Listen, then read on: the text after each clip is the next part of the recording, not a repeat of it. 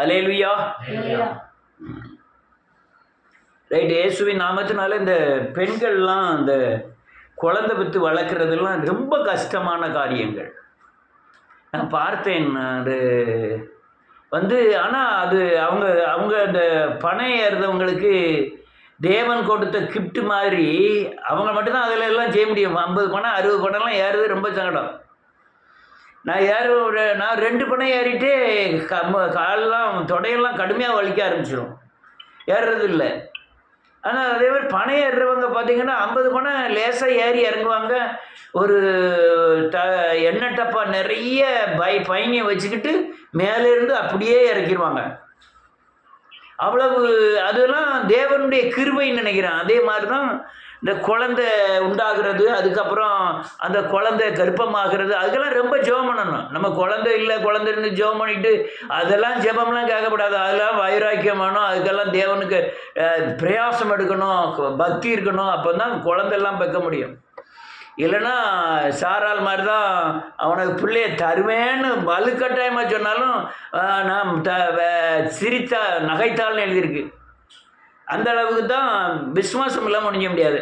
ஆனால் அந்த குழந்தைய பெற்றெடுக்கிறதுக்கு 10 மாதம் அவங்க சுமக்க, அதுக்கப்புறம் பெரும்பொழுது படுற கஷ்டங்கள், அதுக்கப்புறம் வளர்க்கப்படும் போது கஷ்டங்கள், ஒரு பயங்கர கஷ்டம். அந்த பிள்ளைகள் எழுந்து நடக்கும் தனியும் அதை ரொம்ப கண்காணிப்பாய் பார்க்கிறார்கள். அந்த குற்றாலத்தில் அந்த குரங்கெல்லாம் பார்த்துருக்கேன். அந்த பிள்ளை அங்கங்கே ஓடும்போது டபக்குன்னு பிடிச்சி வயிற்றில் போய்ச்சிக்கிடுது. அதோட இன்னொன்று இந்த கங்காரு பார்த்தீங்கன்னா வயிற்றுக்குள்ளே ஒரு பை, அந்த பைக்குள்ளே தூக்கி குட்டிகளை போட்டுக்கிடுது. இன்னும் கொஞ்சம். ஆனால் அதுக்கு அப்புறம் உள்ள சுமைகளை பூராமே ஆண்கள் சுமக்கிறார்கள்.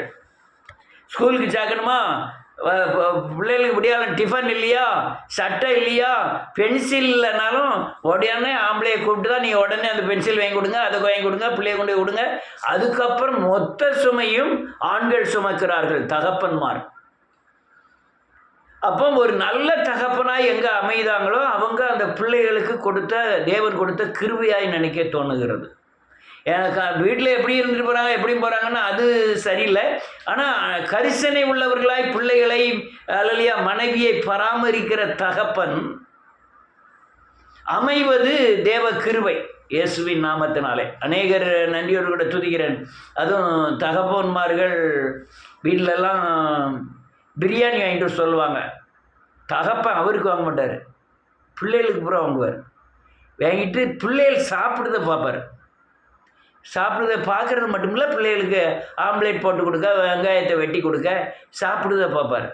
கிறிஸ்மஸ் வரும், எல்லா பிள்ளைகளுக்கும் துணி எடுப்பார், அவருக்கு எடுக்க மாட்டார். பிள்ளைகளுக்கு மட்டும் எடுத்துட்டு அதுக்கப்புறம் அந்த பிள்ளைகளுக்காக அதுவே அவங்களுக்கு பயங்கர திருப்தி ஆகும். இப்படி தகப்பன்மார் இந்த பூமியில் அநேகர் இல்லை. ஆனால் நம்ம தேவனை தகப்பனாய் நம்மை பிள்ளையாய் அவர் ஏற்றுக்கொண்டார். அதுதான் நீ நான் சொல்ல போகிறது. ஒரு வீட்டில் ஒரு ஊரில் ஒரு தாயும் தகப்பனும் இருந்தார்கள். அவங்களுக்கு ஒரே பையன். அந்த தாய் நல்ல அழகுள்ளவள், கணவன் நல்ல சம்பாத்தியம் பண்ணக்கூடியவர், கார் இருக்குது, பங்களா இருக்குது, நகைகள் இருக்குது, தோட்டங்கள் இருக்குது, பயங்கரமான சொத்துக்காரர். அந்த பையன் கொஞ்சம் ஸ்கூல் போகக்கூடிய அளவில் வரும் பொழுது வீட்டுக்கு ஒரு பிச்சைக்காரர் வந்தார் பிச்சை எடுக்கிறதுக்காக. அந்த பிச்சைக்காரனை அந்த தாய் லவ் பண்ண ஆரம்பிச்சிட்டார்.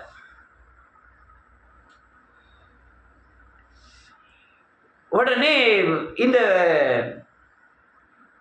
தகப்பன் என்ன பண்ணாரு, இந்த தாயை பிள்ளையோட சேர்த்து அந்த பிச்சைக்காரன் கூடயே அனுப்பிட்டார். இப்போ கோடீஸ்வரனா வளர்ந்த அந்த தாயும் பிள்ளையும் பிச்சைக்காரனுடைய கரத்தில் போய் இருக்க ஆரம்பிச்சது. அவன் இவங்களுடைய சுகபோகத்திற்கு ஏற்ற பராமரிக்க முடியலை. டெய்லி அடி, டெய்லி மிதி, அலலியா ரதம் தண்ணி அடிச்சுட்டு எங்கள் தாயை அடிக்கிறது. இந்த பையன் ரொம்ப அழ ஆரம்பிச்சிட்டான். ஏம்மா நம்ம அப்பா விட்டுட்டு இந்த அப்பாட்ட ஏன் வந்த, நம்ம அப்பாட்டே போயிடுவோம்னு அழுதோம்.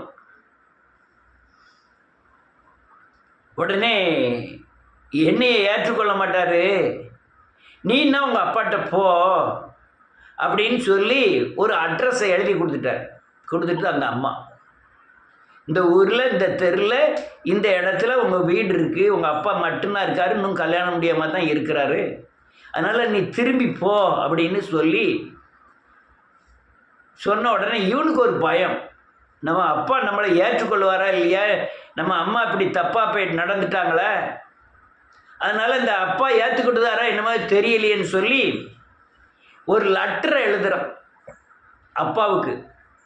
அப்பா, நான் உங்கள் தெருவுடைய பஸ்ஸெல்லாம் போகுது, எத்தனையோ பஸ்ஸு போகுது, அந்த பஸ்ஸில் ஒரு பஸ்ஸில் நான் வருவேன், உங்கள் வீட்டில் ஒரு சிவப்பு துணியை மட்டும் கட்டி வைங்க, கட்டி வச்சிங்கன்னா நீங்கள் என்னை ஏற்றுக்கொள்ளுதா அர்த்தம்.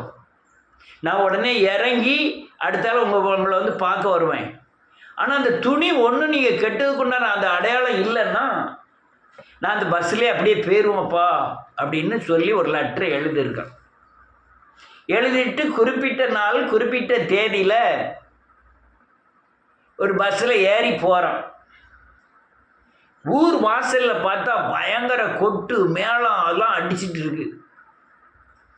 இவன் நினச்சிக்கிட்டா அந்த தெருவில் யாருக்கோ கல்யாணம் போல் இருக்கு அப்படின்னு நினச்சிட்டான். கொஞ்ச தூரம் போனோடனே ஊரில் உள்ள எல்லாருக்கும் விருந்து வச்சு சாப்பாடு. அப்பவும் நினைக்கிறான், ஓஹோ கூட்டாக ஒரு 10 கல்யாணம் நடக்க போல் இருக்கு, அதான் ஊர் பூரா சாப்பிட்டுக்கிட்டு இருக்கு போல் இருக்கு அப்படின்னு நினச்சிட்டான். கொஞ்ச தூரம் போனோம்னா வீட்டு வாசலில் ஒரு மரம், புளிய மரம். புளிய மரத்தில் சிவப்பு துணி எங்கேயாவது வீட்டில் தெரியுதான்னு அவன் ஜன்னலூடியே பார்க்குறான். பார்க்கும்போது ஜன்னலில் ஒன்றும் துணி தெரியல, ஆனால் வீட்டு வாசலில் சிவப்பாக ஒரு உருவம் தொங்குது. இந்த உருவத்தை பார்த்த உடனே நம்ம சிவப்பு துணி தானே தொங்க விட சொன்னோம், ஒரு உருவமே சிவப்பாக தெரியுதே அப்படின்னு டக்குன்னு பஸ்ஸை விட்டு இறங்கிட்டு ஓடி வந்து பார்க்குறான். அவள் அப்பா சிவப்பு துணியை உடுத்தி மேலேருந்து கீழே வரையும் உடுத்தி தொங்கிட்டு இருக்கிறார். உன்னை ஓடி போய் கெட்டி பிடிச்சி, இந்த வரவேற்பு பூரா உனக்கு தான் மவனே, நான் என்னைக்கு வருவேன்னு எதிர்பார்த்துக்கிட்டு இருந்தேன் அப்படின்னு சொல்லி கர்த்தர் சிலுவையில் மறித்து அந்த சிவப்பான இரத்தம் சொட்ட சொட்ட நம்மை வரவேற்கும்படியாய் காத்திருந்தார். கொஞ்ச நாள் வேறொரு தகப்பன்ட்டு தான் இருந்தோம். அவன் பாவம் செய்ய அடிமைப்படுத்தினான். ஒவ்வொரு நாளும் அல்லேலூயா நரகத்திற்கு நம்மை அறியாமலே நம்மை ஆயத்தப்படுத்தி கொண்டிருந்தான். இருளின் பிள்ளைகளாய் வாழ்ந்தோம், நெருக்கப்பட்டோம், ஒடுக்கப்பட்டோம், நான் செய்கிறது என்னன்னே தெரியாமல் செய்து கொண்டிருந்தோம். நமக்கு முன்னால் நடக்கிறதும் தெரியாமல் பின்னால் நடக்க போகிறதும் தெரியாமல் அல்லேலூயா அவனை தகப்பன் என்று எண்ணி அல்லேலூயா நம்மை கொல்வதை கூட நாம் அறியாதபடி மூடனாய் அல்லேலூயா அறிவற்றவர்களாய் அந்த விக்கிரகத்தை சேவித்து கொண்டிருந்தோம். ஒரு நாள் தேவன் நமக்கு வெளிப்படுத்தினார், சிலுவை மரத்திலே தொங்குவதை வெளிப்படுத்தினார். தகப்பனை மாற்றிக்கொண்டோம். அந்த தகப்பன்கிட்ட இருந்தோம்னா நம்ம அல்லேலூயா தான் செய்கிற தன்மையே நமக்கு தெரியல, அந்த குருட்டு தன்மையே தெரியல. அநேக பணங்களை கொடுத்து பணத்தை நீ சாப்பிடக்கூடாதுன்னு சொல்கிறானே, நோய்வாய்ப்படுகிறோம், அந்த எதுவும் பதில் இல்லையே அப்படிங்கிற எண்ணம் கூட இல்லாதபடி ஏதோ ஒரு தெய்வத்தை நாம் தகப்பன் என்று வணங்கி கொண்டிருந்தோம். ஆனால் தேவன் ஒரு நாள் நம்மை புத்திர சுகாரனாய் ஏற்றுக்கொண்டார். சுவிகாரம் என்றால் என்ன தெரியுமா? பிள்ளை இல்லாதவங்க ஒரு பிள்ளையை உரிமையாய் தனக்கு எடுத்துக்கொள்வது, அதாவது தத்து எடுத்துக்கொள்வது என்ற அர்த்தம். அந்த புத்திர சுவிகாரத்தை நமக்கு தந்தார். தந்ததுனால தான் நம்ம பழைய அப்பாவே மறக்கக்கூடிய, நான் மாம்சத்தின் அப்பாவை சொல்லலை, இந்த பிசாச தகப்பன் ஏற்றுக்கொண்ட அந்த அப்பாவை சொல்கிறேன், அதை கூட அல்லையா சுத்தமாக மறந்துட்டு இதுதான் நம்முடைய தகப்பன் சொல்வதிலே இருதயத்தில் ஒரு மேன்மை, இருதயத்தில் ஒரு சந்தோஷம், ஒரு சமாதானத்தை உணரக்கூடிய தன்மையை அவரே நமக்கு தந்து, ஒரு தகப்பன் பூமிக்குரிய தகப்பன் ஒரு பிள்ளைக்கு செய்ய வேண்டிய எல்லா நன்மைகளை பார்க்கிறோம் ஆவிக்குரிய முறையில் எல்லா காரியங்களையும் செய்து பூமிக்குரிய எல்லா ஆசீர்வாதத்தையும் தந்து இந்த பூமியில நம்மை பாதுகாக்கிற இயேசு கிறிஸ்துவை பற்றி தான் நான் சொல்ல போகிறேன். அவர் அது மட்டுமல்ல, நான் உனக்கு தகப்பன் மட்டுமல்ல, நான் உனக்கு தாயாகவும் இருக்கிறேன் என்றார். தாயும் அவர்தான். ஒரு தாய் தன் பாலகனை மறப்பாலோ, மறந்தாலும் நான் உன்னை மறப்பதில்லை என்று சொன்னார். அதனால நம்மை பெற்றெடுத்த இடம் சிலுவை. அதில் நாமும் இயேசுவை தகப்பனாய் ஏற்றுக்கொள்வதற்கு நாமும் சிலுவையில் அறையப்பட்டு பாவ மன்னிப்பின் நிச்சயத்தை பெற்று பெறும் பொழுதுதான் நம்முடைய ஆவிக்குரிய கண்கள் திறக்கப்பட்டு அப்பா பிதாவே என்று அழைக்கிற புத்திர சுவீகாரத்தை ஆவியை பெறுகிறோம். நீ கிறிஸ்துவின் உயிர் தெழுந்தால் மட்டுமே, நீ பாவத்துக்கு செத்து நீதிக்கு பிழைத்தால் மட்டுமே, பழைய மனுஷனாகிய பிசாசு செத்து ஆவியாகிய கிறிஸ்துவை தரித்து கொண்டால் மட்டுமே நீ இயேசு கிறிஸ்துவுக்கு பிள்ளையாய் மாறுகிறாய். அதுதான் யோவானில் 1 அதிகாரம் 12வது வசனத்தில் எழுதியிருக்கு. என்னை விசுவாசிக்கிறவர்கள் எத்தனை பேரோ அத்தனை பேரும் என்னுடைய பிள்ளைகளாகும்படி நான் அதிகாரம் கொடுத்திருக்கிறேன்னு எழுதியிருக்கு. அப்போ எப்படி பிள்ளையாளம்னா, இந்த பாவ மன்னிப்பின் நிச்சயத்தை பெற்று திரித்துவ தேவனில் ஒருவராகிய கிறிஸ்துவை தரித்து கொள்ளும்போது தான் நான் ஒரு தேவனுடைய பிள்ளையாய் மாறுகிறேன், இயேசுவின் பிள்ளையாய் மாறுகிறேன். பிள்ளையாய் மாறுவதற்கு உண்டான அடையாளம், நீ கிறிஸ்துவை பழைய மனுஷனாகிய பிசாசின் கிரியைகளை மறித்திருக்க வேண்டும். நம்ம இன்னொன்று, அதாவது பழைய மனுஷன் சாகவே மாட்டான், உள்ளதான் இருப்பான். அவனுடைய வல்லமையை மேற்கொள்ளாதபடி நான் சிலுவையிலே பழைய மனுஷனை அறிந்து கொண்டே இருக்க வேண்டும். அந்த பாவத்தின் வல்லமை நம்மை மேற்கொள்ளாதபடி செய்த இடம்தான் சிலுவை. அந்த சிலுவையிலே நம்முடைய பாவங்களை ஆணி அடித்து கொன்றுவிட்டு புதிய மனுஷனாகிய கிறிஸ்துவை இயேசுவை தரித்து கொள்ளும் பொழுது வெளிப்படுகிற கிறிஸ்துவே நான் புதுசாய் பிறந்ததின் அடையாளம். பழைய மனுஷனை மறித்து புதிய மனுஷனாய் கிறிஸ்துக்குள்ளே பிறந்திருக்கிறேன். நான் எனக்கு இப்போ தகப்பன் இயேசு கிறிஸ்துவாய் மாறினான். வாசிப்போமே யாராவது ஒரு ஆள், செல்லெல்லாம் வாசிக்கணும். ரோமருக்கு எழுதின நிருபம் 8வது அதிகாரம்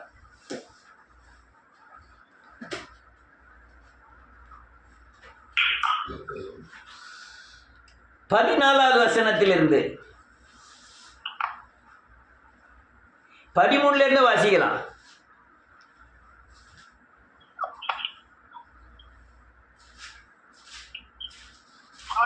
மாம்சத்தின்படி பிழைத்தால் ஆமென்,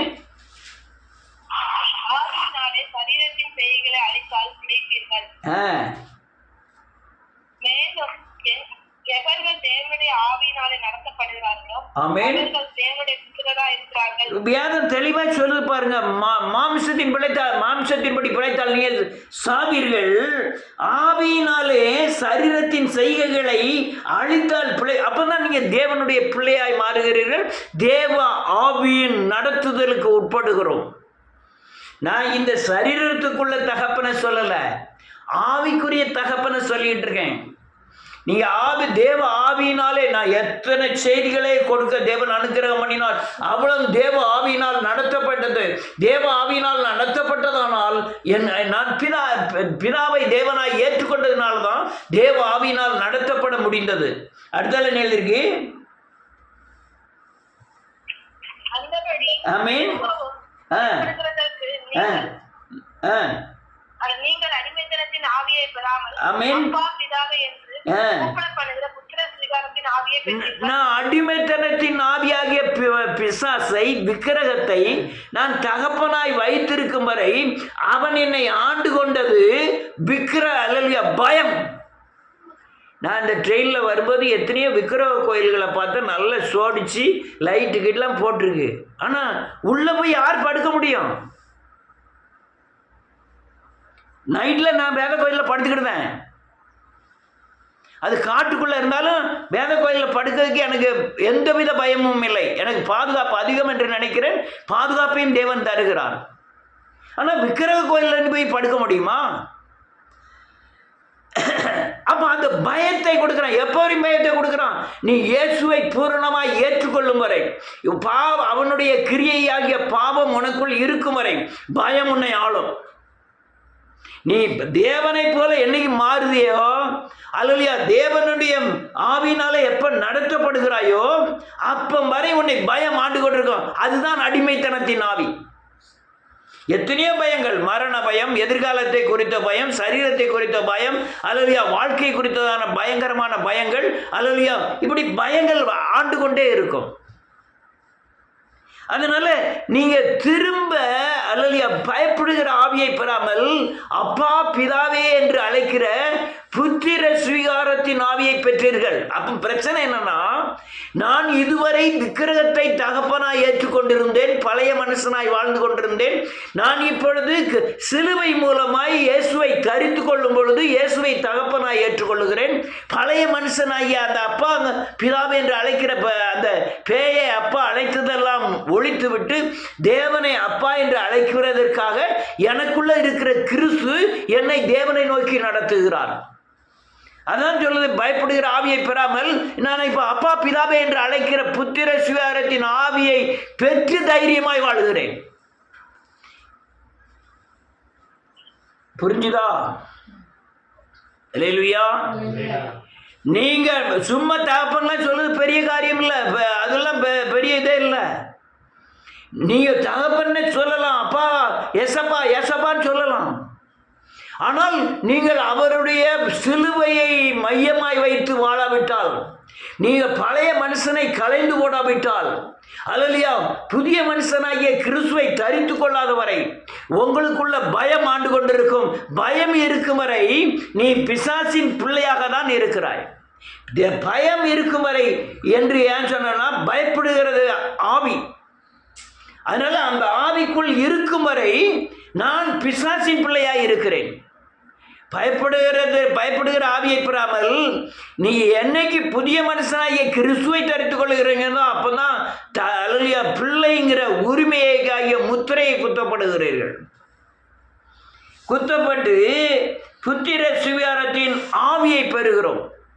சுவீகாரம் என்றால் தத்தெடுப்புன்னு அர்த்தம். இயேசு என்னை தத்தெடுத்திருக்கிறார். அல்லேலூயா. நான் இயேசுதான் என்னை பெற்றார். கொஞ்ச காலமா நான் பிதாவாய் பிசாசை ஏற்றுக்கொண்டேன். குறிப்பிட்ட காலங்கள், ஏற்ற காலங்கள் வரும் பொழுது ஆண்டவர் இரக்கம் வைத்து சிலுவையை வெளிப்படுத்தி என்னை, அல்லேலூயா, நான் தான் உன் தகப்பன், உன்னை படைத்தவன் நானே, உன்னை பராமரிக்கிறவர் நானே, உன் மேல் இரக்கம் வைக்கிறவர் நானே, திரும்பி வா என்று குறிப்பிட்ட நாட்களிலே என் ஆத்தும கண்களை திறந்தபடியினாலே, நான் சிலுவை மூலமாய் பிதாவை ஏற்றுக்கொண்டபடியினாலே நான் பயப்படுகிற ஆவியை பெறாமல் அப்பா பிதாவை என்று அழைக்கிற புத்திர சுவீகாரத்தின் ஆவியை பெற்றிருக்கிறேன். அப்போ ஒவ்வொரு மனுஷனுக்கும் பிறப்பிடம் சிலுவை. சிலுவையில சரியானபடி மனம் திரும்பினால் இந்த பூமிக்குள்ளே எல்லா பயமும் போயிடும். அப்பதான் நீங்க தகப்பனுடைய அல்லேலூயா பிள்ளைங்கிற அங்கீகாரத்தை பெறுகிறீர்கள். சுவீகார புத்திரத்தின் அல்லேலூயா அங்கீகாரத்தை பெறுகிறீர்கள். என்னைக்கு புத்திர சுவீகாரத்தின் அங்கீகாரத்தை பெறுறோமோ அப்பதான் தேவனுடைய பாதுகாப்பு உண்டாகும். சிலுவையை மையமாய் வைத்து நடத்துகிற சபையை நான் இதுவரை பார்த்ததில்லை. எனக்கு 30 வருஷமாய் ஊழியம் செய்கிறேன். சிலுவையை மையமாய் போதிக்கிற, என்னைய ஊடையில் ஏதாவது சொல்லுவாங்களா இருக்கும், அவ்வளவுதான். ஆனா சிலுவை தான் முக்கியம்.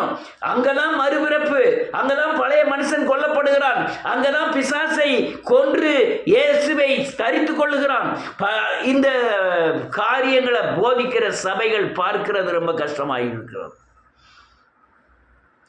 நீ புத்திர சுவீகாரனானால் அதனுடைய கிரியை கிறிஸ்துவின் கிரியை மூலமாய் வெளிப்பட வேண்டும். நீ மறுபடி பிறந்திருக்கன்னா இயேசுவின் சாயல் உங்கள் மூலமாய் வெளிப்பட வேண்டும். வளர்ச்சி என்பது பிள்ளையாக இருந்து நீங்க வளர்வது இயேசுவின் சாயலுக்கு ஒப்பா எவ்வளவு மாறுதமோ அவ்வளவு தூரம் தகப்பனுடைய சாயலுக்கு நீங்கள் மாற வேண்டும். அவங்க பேச்சில், நடக்கையில், ஐம்புலனின் வெளிப்பாடுகளில், சரீர அங்க அசைவுகளில் அல்லையா இயேசு வெளிப்படணும். அப்போ அதுதான் நீ பிள்ளையாக இருந்து வளர்ந்ததின் அடையாளம். இப்படி சொல்ல போனால் பிசாசின் அடிமைத்தனத்திலிருந்து விடுதலையானதின் அடையாளம். இப்படி சொல்ல போனால் நீ பயத்திலிருந்து தைரியத்துக்கு வந்த அடையாளம். அதான் அவர் சொன்னார், அல்லையா இயேசுவின் இரத்தத்தினாலே நமக்கு தைரியம் உண்டாயிருக்கிறது. பயத்தின் ஆவி நீங்கி தைரியம் உண்டாகிறது. ரைட்டு. 15வது வசனம், 16வது வசனம் வாசிக்கலாம். நாம் தேவனுடைய பிள்ளைகளாக இருக்கிற ஆவியானவர் தாமே நம்முடைய ஆவியினுடனே கூட சாட்சி கொடுக்கிறார். அந்த ஆவியானவர் நமக்குள்ள இருக்கிற மனித ஆவியுடனே கூட சாட்சி கொடுக்கிறார். என்ன? நீ தேவனுடைய பிள்ளையப்பா. நம்ம உள்ளித்திரியங்கள்ல இருக்கிற மனித ஆவி சொல்லணும், நான் தேவனுடைய பிள்ளை என்று. நீ தேவனுடைய பிள்ளையானால் கர்த்தரை கரெக்டா சேவிப்ப, ஜெபம் பண்ணுவ, வேதத்தை வாசிப்ப, தேவனுக்காய் வைராக்கியம் பாராட்டுவ, தேவனுடைய அல்லேலூயா நாமம் எங்கெல்லாம் மட்டுப்படுதோ உங்க இருதயம் பற்றி எரியும். ஐயோ என்ன தேவனுடைய நாமம் அப்படி அல்லேலூயா வஞ்சிக்கப்படுகிறதே, தூசிக்கப்படுகிறதுங்கிற இது ஒண்ணுமே இல்லைன்னா நீ மனுஷனே கிடையாது.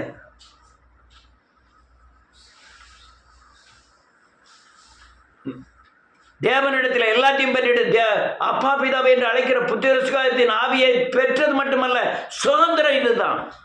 இந்த சுதந்திரத்துக்குள்ள நீங்க சுதந்திரத்தை பெற வேண்டுமானால் தேவனுக்கு ஒரு பாதிப்பு வரும்போது இருதயம் சஞ்சலப்பட வேண்டும். ரைட், நிறைய டாபிக் இருக்கு. 17வது வசனம். ஆமென். சுதந்திரராமே. தேவனுடைய சுதந்திரரும். ஆமென். ஒரு நிமிஷம். சுதந்திரம்னா என்ன? நீ புத்திர சுவீகாரத்தின் ஆவியை பெற்ற நீ அப்பா பிதாவே என்று அழைக்கிற நீ தேவனுக்கு இருக்கிற எல்லா ஆசீர்வாதத்திற்கும் நீ ஆளுகைக்கு உட்பட்ட சுதந்திரவாளி. எங்க வீட்டில் ஒரு பைக் இன்னைக்கு, எங்க அப்பா பைக்கு. நான் எங்கள் அப்பாட்டே கேட்க வேண்டாம், பைக்கை சாவி எடுத்துட்டு எப்பா நான் இங்கே போயிட்டு வரேன்னு சொல்லிட்டு வந்தால் போதும், அது சுதந்திரம். அப்பா பைக்குள்ள பணம் இருக்கு, எனக்கு 100 ரூபா வேணும், போய் அப்பா பைக்குள்ள எப்பா 100 ரூபாய் எடுத்திருக்கேன்னு சொல்லிட்டு, அது என்னுடைய சுதந்திரம். ஆனால் அந்த சுதந்திரத்தை நீ பெற வேண்டும், நீ எடுத்துக்கொள்ள வேண்டும். அதுக்கு தான் விசுவாசம் என்று ஒன்று வைத்திருக்கிறது, ஜெபம் ஒன்று இருக்கிறது. நீ ஜெபிக்காமல் விசுவாசத்தின் பாதையில போகாமல் நீ என்ன செய்ய முடியும்? இப்ப நான் தான் இருக்கேன், நான் சரியில்லாம எங்க அப்பா அம்மா எனக்கு ஜெபம் பண்ணலாம், ஒன்றும் நடக்காது. அவங்க ஆத்துமாவுக்கு அவங்க உத்தரவாதி. ஒரு மேல ஒரு அளவுக்கு நீங்க அல்லேலூயா தேவனை அறியாதவர்கள், தேவனை கிட்டி சேராதவர்கள், அவங்க ஜெபிக்கிறது பற்றி பிரச்சனை இல்லை. நீங்க தேவனுக்குள்ள வந்த பிறகு அவங்க ரட்சிப்புக்காகவோ அவங்க விடுதலைக்காகவோ அவங்க கற்றுவ இயேசுவை அப்பா நீ ஏற்றுக்கொண்ட பிறகு அவங்க அப்பா நீ தாய் தகப்பனும் அப்பா நீ ஏற்றுக்கொண்டு இருக்க, தாய் தகப்பன் போய் என் பிள்ளைக்கு இது செய்யலாம் சொல்லதுக்கு முடியாது, அங்க கேட்கறதுக்கு வழியும் இல்லை. நானும் தகப்பன், எனக்கும் அப்பா, எங்க அப்பாவுக்கும் அவர் தான் அப்பா, எங்க அம்மாவுக்கும் அவர் தான் அப்பா. நீங்க புரிஞ்சிருப்பீங்கன்னு நினைக்கிறேன். இதெல்லாம் காரியம். அடுத்தால என்ன நேரம் ஆயிட்டு, அடுத்தால என்ன இருக்கு? கிறிஸ்துவுடனே கூட நான் மகிமைப்படும்படிக்கு அவருடனே கூட பாடுபட்டால் அப்படியாகும். எந்த பாடியா? நீ பழைய மனுஷனை அடிமைத்தனத்தின் ஆவியை களைந்து போடுவதற்கு சிலுவையில் அறையப்பட்ட இயேசு கிறிஸ்துவோடு கூட அந்த பலியான அந்த இயேசு கிறிஸ்துவின் மேலே உன் பழைய மனுஷனை சாணி அடித்து களைந்து விட வேண்டும். அதுதான் பாடுகள், அதான் பாடு. நேற்று பாவத்தின் வல்லமைன்னு ஒரு புஸ்தகத்தை வாசித்தேன், பயங்கரமாக இருந்தது.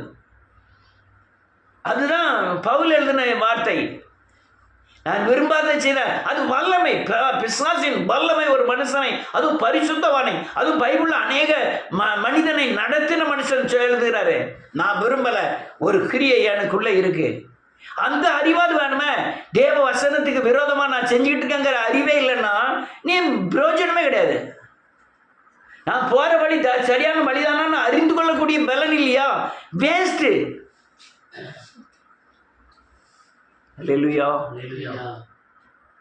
இதெல்லாம் புத்திர சுவீகாரம். நான் இப்போ இவ்வளவு நேரம் சொல்லி வந்தது பூரா புத்திர சுவீகாரத்தின் ஆவியின் தன்மைகள். எப்படி ஒரு மனுஷன் அல்லேலூயா திரும்ப பிறக்கிறான், எப்படி புத்திர சுவீகாரனாய் மாறுகிறான், அவனுடைய சுதந்திரம் என்ன, அதெல்லாம் தான் இப்போ இவ்வளவு நேரம் சொல்லிட்டு வந்த பாதைகள். இன்னொரு வசனத்தை வாசிப்போம். எபேசியரின் புஸ்தகம் 1வது அதிகாரம் 6வது வசனம் 7வது வசனம்.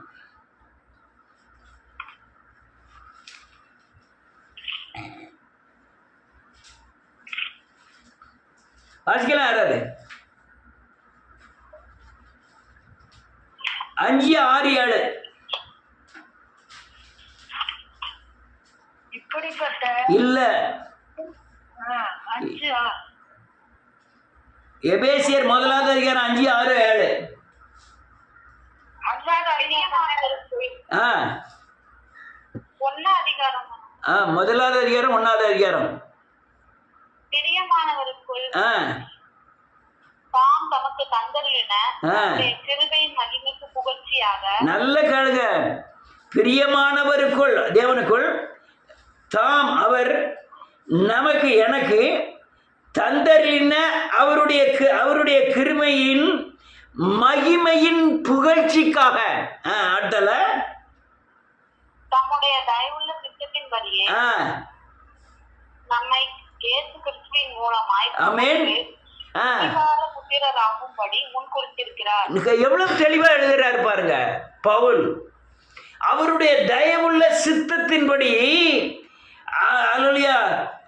தயவுள்ள சித்தத்தின்படி இயேசு கிறிஸ்து மூலமாய், சிலுவையில் பறையப்பட்ட இயேசு கிறிஸ்து மூலமாய் தமக்கு அவருக்கு புத்திரர் சுகாரமாடி இத்தனாம் தேதி இன்ன கிழமை இத்தனாவது வருஷத்துல நீ தேவனுக்குள்ள பிறக்கணுங்கிறத தேவன் முன்குறித்து இருக்கிறார். நீங்க நினைச்ச நேரத்தில் தேவனுக்குள்ள வர முடியாது. குறிப்பிட்ட ஏற்ற அவர் குறித்த காலங்கள் இருக்கிறது. அவருடைய மகிமையின் புகழ்ச்சிக்காக தான் என்னையும் உங்களையும் அவர் பிள்ளையாய் முன்குறித்து இருக்கிறார். பிள்ளையாய் எல்லாரும் என்ன நினைக்கிறாங்க? உடனே மாளிகை கோடை கோபுரம் தங்க கட்டி கிடைச்சிடணும், அப்படியே செல்வந்தனம். அதுக்கு இல்லை. அவருடைய சாயலின், அவருடைய உயிர்த்தெழுதலின், அவருடைய பரிசுத்தத்தின் மகிமையின் வெளிப்படுத்துவதற்காக, அவருடைய புகழ்ச்சிக்காக நம்மை முன்குறித்து இருக்கிறார். அவருடைய தயவுள்ள சித்தத்தின்படி. நான் பணம் சம்பாத்தியம் பண்ணிருக்கேன்னா எப்பவுமே சம்பாத்தியம் பண்ணிடுவேன். அநேகரை பட்னியாக போட்டு கொன்று அவங்கள்ட்ட இருந்து பணத்தை பிடுங்கக்கூடிய அநேக உபாய தந்திரங்களை இன்னைக்கு சபைகள் செய்கிற மாதிரி நானும் செஞ்சிருந்தா இருந்திருக்கலாம். அவங்களுக்கே தெரியாமல் அவன் பட்னியாக கிடந்து என்கிட்ட கொண்டு கொடுத்துருவாங்க.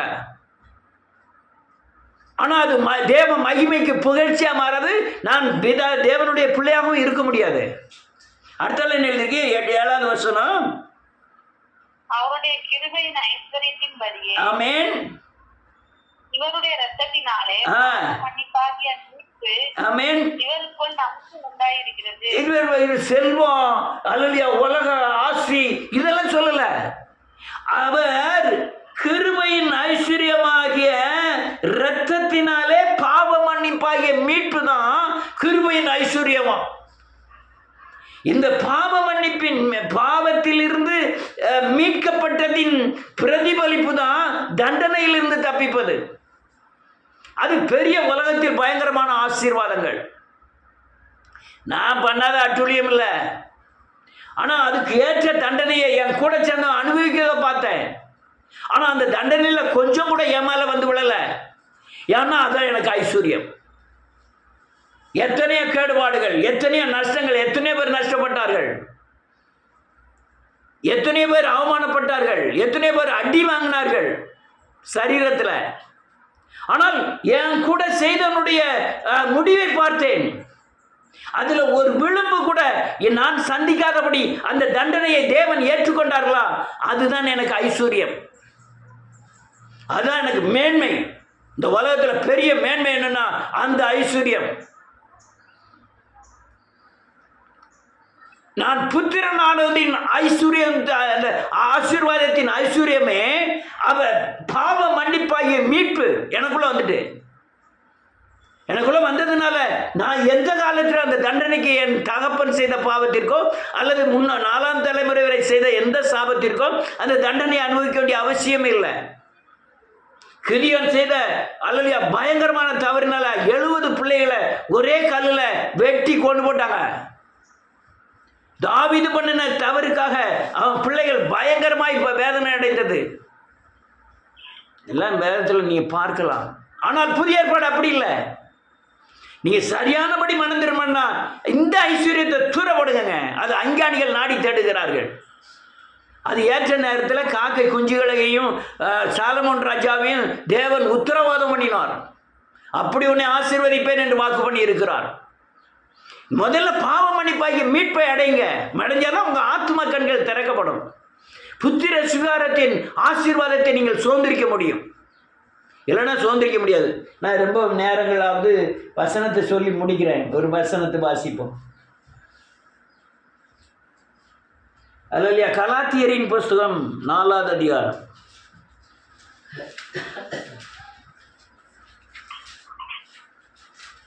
எபேசியருக்கு முந்தின இதில் இருக்கு.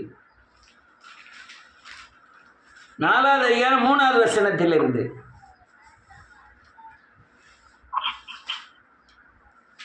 அப்படியே நாமும் ஆமென் சிறு பிள்ளைகளாய் இருந்த காலத்தில் இவ்வுலகத்தின் வழிபாடுகளுக்கு அடிமைப்பட்டவர்களாய் இருந்தோம். என்ன எழுதுற? சிறு பிள்ளைன்னா நீ நிச்சய மாதிரி சின்ன பிள்ளை நினைச்சிடக்கூடாது. தீமோத்தேயு மாதிரி நீ எந்த சின்ன பிள்ளையை சொல்றாரு? நான் அறியாமை உள்ள காலத்தில், தேவனை அறியாம இருக்கும் பொழுது அந்த சின்ன பிள்ளையை சொல்றாரு. அறியாம உள்ள காலத்தில் நான் சின்ன பிள்ளையா இருந்த போது நான் என்ன செஞ்சிட்டேன்? இவ்வுலகத்தின் வழிபாடுகளுக்கு அடிமைப்பட்டிருந்தோம். வேறொரு தகப்பன்னு வைத்துக் கொண்டிருந்தோம். அடுத்தால 4வது வசனம். நாம் புத்திர சுவிகாரத்தை அடையும்படி ஆமென் நியாய பிரமாணத்திற்கு கீழ்ப்பட்டவர்களை மீட்டுக் கொள்ளத்தக்கதாக ஆமென் காலம் நிறைவேறின போதோ தீண்டத்தில் பிறந்தவரும் பிரமாணத்திற்கு கீழானவருமாகிய அவருடைய குமாரனை தேவன் அனுப்பினார். போதும். நான் ஒரு பிரமாணத்துக்கு, ஒரு சட்டத்துக்கு, உலகத்தின் பிரமாணங்களுக்கு நியாய பிரமாணம்னு எடுத்துக்கலாம். நியாய பிரமாணம் எதுக்காக கொடுக்கப்பட்டது? உங்களால் நிறைவேற்ற முடியாது. நியாய பிரமாணத்துக்கு பலி இருந்தது. நிறைய மட்டும் அப்போ நிறைவேற்ற முடியாதுன்னு சொல்லி தான் அவங்க பலிக்கு போனாங்க. இப்பவும் அந்த நியாய பிரமாணத்தின்படி, இங்கு உள்ள சட்டத்தின்படி, ஆவியின் பிரமாணத்தின்படி சட்டம் நடத்த முடியாதனால எனக்கு ஒரு பலி வைக்கப்பட்டது. அதுதான் கிறிஸ்து. அழகா தெளிவாக எழுதுகிறாரு. அல்லேலூயா, நன்றியோடு கூட துதிக்கிறேன். என்னது?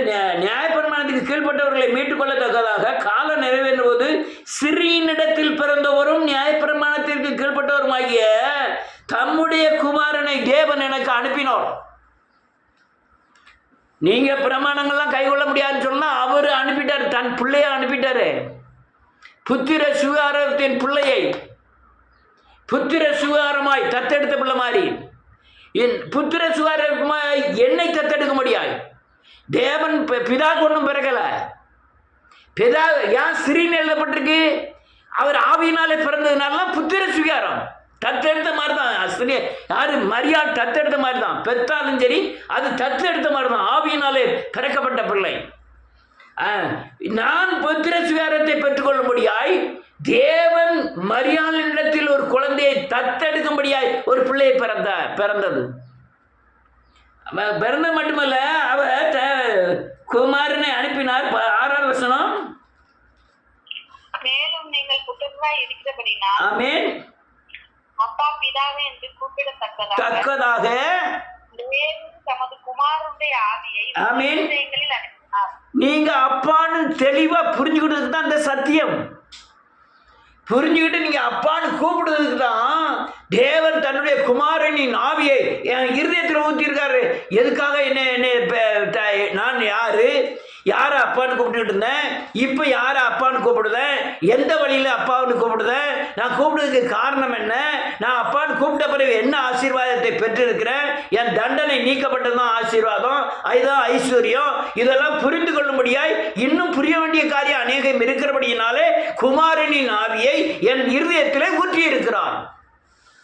அந்த குமாரனின் ஆவி எனக்குள்ள இருந்து அப்பாவை எப்படியெல்லாம் செய்தாருங்கிறத, சிலுவையில் என்ன செய்தாரு, நீ எப்படி விடுதலை அடைந்தாய், உன்னுடைய சாட்சி என்ன, என்ன நிலைமையில இருந்த, என்ன நிலைமையில இருக்கிற, இதை அனுதினமும் போதித்து நம்மை உணர்வூட்டி தேவனுக்காய் வாழ வைக்கிறார். அந்த அப்பா பிதாவை என்று அழைக்கிற புத்திர சுவிகாரத்தின் ஆவியை தந்த குமாரனின் ஆவி நம் இருதயத்தில் இருந்து போதித்து கொண்டே இருக்கிறார். அதனால நம்ம அப்பா பிதாவை என்று அழைக்கிற புத்திர சுவிகாரத்தின் ஆவியை பெற்றிருக்கிறோம். தேசம் அசைக்கப்பட இந்த புத்திர சுவிகாரத்தின் ஆவி ஒவ்வொரு இருதயத்திலும் ஊற்றப்படுவாராக. அதனால நான் சொல்றதை தெளிவாக புரிஞ்சுக்கிடுங்க. இதுதான் காரியம். நீ யாரோ நம்ம மாம்சத்தின் அப்பாவெல்லாம் நான் சொல்லலை. ஆவிக்குரிய தகப்பனாகிய பிசாசை அப்பான்னு சொல்லிட்டு இருந்தோம். இப்போ ஆவியில திரும்ப பெற்ற பிறந்த நம்மை தேவன் சுத்திர சுகாரமாய் ஏற்றுக்கொண்டார். சுதந்திரத்தை கொடுத்திருக்கிறார். பிசாசின் மேலே, உலகத்தின் மேலே, நம்முடைய மாம்சத்தின் மேலே தேவன் அல்லேலூயா ஒரு சுதந்திரத்தை, அதிகாரத்தை நமக்கு கொடுத்திருக்கிறார். தேசம் அசைக்கப்பட நம்மை கொண்டு பயன்படுத்துவாராக.